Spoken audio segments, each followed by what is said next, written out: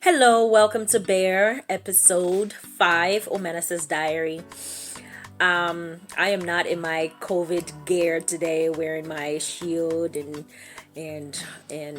masks and gloves and all of that.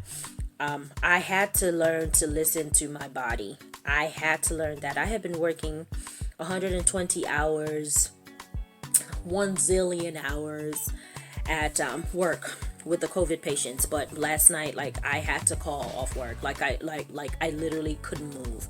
I couldn't do it.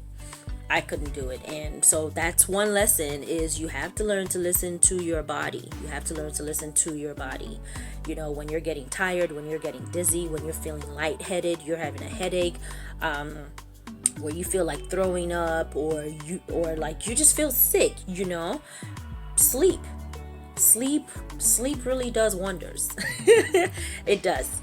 So today I want to talk to you about something that I observed, and it's a complex with me. It's not an inferiority complex, it's not a superiority complex, but it's some kind of complex with me. It's something that I noticed. So no, it's not last week.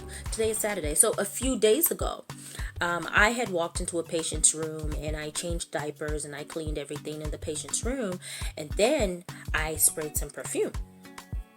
When I walked out, the patient's roommate had rang the bell and wanted to see me again. So I came back in, and when I walked back in, the roommate of the patient was like, don't you put perfume in the room? And it's not really what he said, because he's allowed to have a preference if he wants perfume or not. So it's not what he said, but how he said it was extremely rude. It was like at 5 a.m. and I just said okay, and I walked away. Now, mind you, I was wearing my mask and everything, and this was the night shift. So this was now 5 a.m. and I was getting off work at 7 a.m. So he didn't know how my face looks or anything like that. I come in and I agreed to come in for the evening shift, which is from 3 p.m. to 11 p.m. Somewhere around 6 p.m. or so, I went into that room to check on both of them. So I was given the same assignment and some more rooms, but I had that room as well. As soon as I walked in, spoke to his roommate and spoke to him, and hey, how y'all doing? If you need anything, just let me know, blah, blah. This man looked at me and he said, oh, hey, I am so sorry about how I spoke to you this morning about the perfume. First of all, I was extremely shocked. I was shocked because I am not used to people owning up to their mistakes. I am so not used to people apologizing to me. I am very, very used to people thinking that it's okay to just, yell at me or dump on me, or, I am just not used to people owning up to their mistakes and taking responsibility. So it shocked me. It really shocked me. And I said, oh, it's okay. And when I said it's okay, I walked out of the room and I was like, wow. Because I've really, really been working on my internal.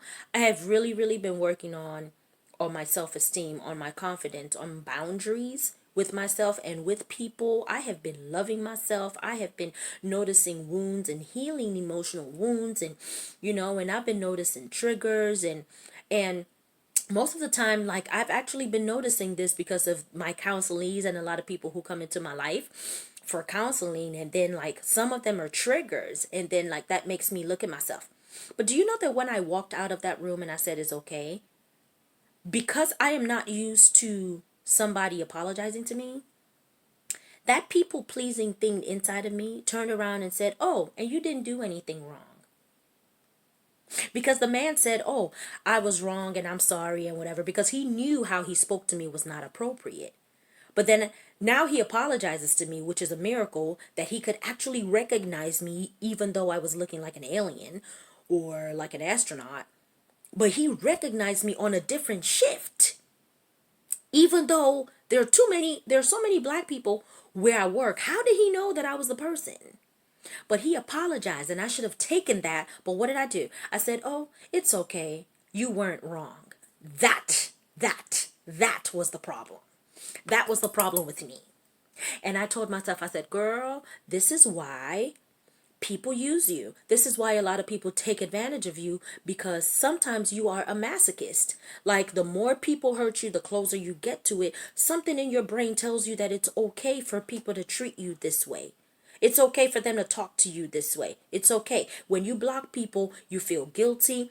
When you say no, you feel guilty. And all of that is because of the insecurities and all of the wounds that are on the inside. And thank God that I'm doing so much better with that.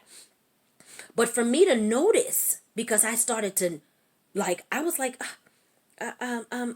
no, it wasn't wrong. And yes, it was wrong. Yes, it was wrong. So, my encouragement to you today, if you're somebody who is in the people pleasing complex, is that when you notice that you you you are trying so hard not to get what you deserve, which is respect, love, reverence, when you find yourself resisting reverence, resisting love, resisting what you know that you deserve, then you need to tackle the root of that. For me turning around and telling the man that he wasn't wrong, even though he was wrong, that's the insecurity in me not being used to people apologizing to me. I am so used to people hurting me. So to me, it's like, it's okay, but I was able to notice it. So notice it today. God bless you. Bye.